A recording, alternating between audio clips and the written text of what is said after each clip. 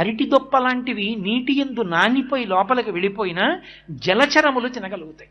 అంతేకాని నేను పెట్టుకున్న దీపం నీటి మీద బాగా తేలాలని నీటి యందు కరగని పదార్థాన్ని మీరు వినియోగించారనుకోండి, అవి నీటి యందు ఉండేటటువంటి భూతములకు మళ్ళీ మీరు అపకారం చేసిన వారు అవుతారు.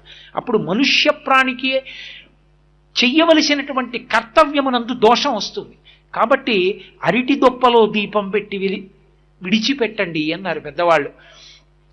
కార్తీక దీపము అన్నదొక్కటే అంత ప్రాశస్త్యం వహించింది. అందుకే కార్తీక మాసంలో దీపం వెలిగిస్తే చాలు.